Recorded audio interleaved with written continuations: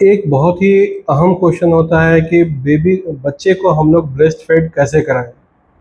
तो breast feed बहुत सारा मिथ है, र्यूमर है कि बच्चे को लेट करके दूध नहीं पिलाना चाहिए। हम लोग या बच्चे की माँ बच्चे को फीड चाहे सो करके भी करा सकती है, बैठ करके भी करा सकती है, या और भी अदर तरीके हैं, उसके हिसाब से वो करवा सकती है। चाहे वो कोई मदर बेबी को बैठ के दूध पिलाए या लेट करके दूध पिलाए, बेबी का पोजीशन हमेशा बेबी सोया ही रहता है। तो माँ अपने पोजीशन को एडजस्ट करके लेट करके दूध भी पिला सकती है, बैठ करके भी दूध पिला सकती है। लेकिन सिर्फ इसमें एक बात का ध्यान रखना है कि बच्चे का सर बाकी उसके धड़ से थोड़ा सा ऊंचा रहना चाहिए और बेबी का शोल्डर और हिप एक लाइन में रहना चाहिए। अगर कोई मदर बैठ करके दूध पिलाती है तो बहुत अच्छा है। बैठ करके दूध अगर कोई मदर पिलाए तो उसको पहले कंफर्टेबल पोजीशन में बैठना चाहिए। जैसे कि अगर कोई वो दीवार या बेड का हेड एंड है, उस पर आराम से उसके पास बैठ करके पीछे एक तकिया या पिल्लो लगा लें।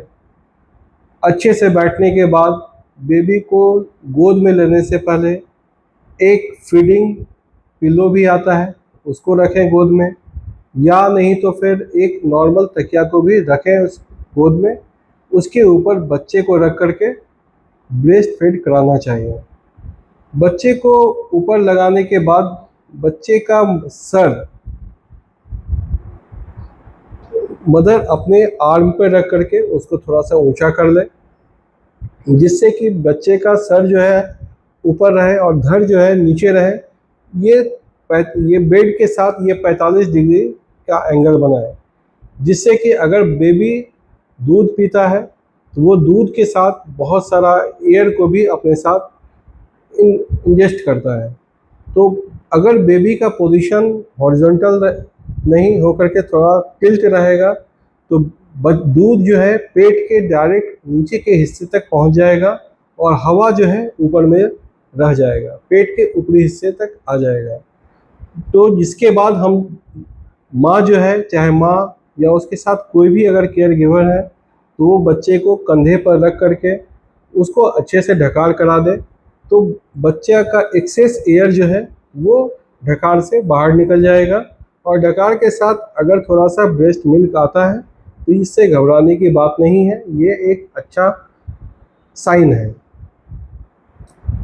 और ब्रेस्ट मिल्क देते समय एक बात का ख़ास ध्यान रखना है कि बेबी का लोअर लिप माँ के निपल के नीचे के जो एरियोला, जो काला भाग होता है, वो पूरा का पूरा ढका हुआ होना चाहिए। बेबी का लिप उस एरियोला के नीचे रहना चाहिए और अपर लिप माँ के निपल के ऊपर के मैक्सिमम एरियोला को कवर करना चाहिए, ताकि बेबी जो है अच्छे से मदर के मिल्क को सक करे। क्योंकि मदर मिल्क कोई ब्रेस्ट में बना हुआ नहीं रहता है। जब बच्चा निपल को सक करता है, निपल के बगल में एरियोला जो रहता है उसके सक करने से ही मिल्क का प्रोडक्शन होता है और मिल्क इजेक्ट होकर के निपल में आता है और वहाँ से बच्चा जो है इसको सक करता है। या अगर कोई माँ सो करके दूध पिलाना चाहती है तो वो सो करके भी दूध पिला सकती है। लेकिन इसमें भी बच्चे का हेड जो है, अगर माँ अगर लेटरल पोजीशन में सोई है तो बच्चे का हेड के नीचे चाहे एक पिलो होना चाहिए। पिलो लगा करके उसके बाद मदर अपने आर्म पे उसको रेस्ट करवा करके बेबी को अच्छे से शक करा सकती है। इसमें माँ भी लेटरल पोजीशन पे रहेगी और बच्चा भी जो है लेटरल पोजीशन पे रहता है। लेकिन एक चीज़ का ध्यान देना है कि बच्चे का नोज़, नाक, वो बहुत ज़्यादा दबा हुआ निपल पे नहीं रहना चाहिए, ब्रेस्ट पे दबा हुआ नहीं हो, ताकि बच्चा जो है अच्छे से सांस ले सके। दूसरी बात, बच्चे का हेड, शोल्डर और हिप एक लाइन में रहे।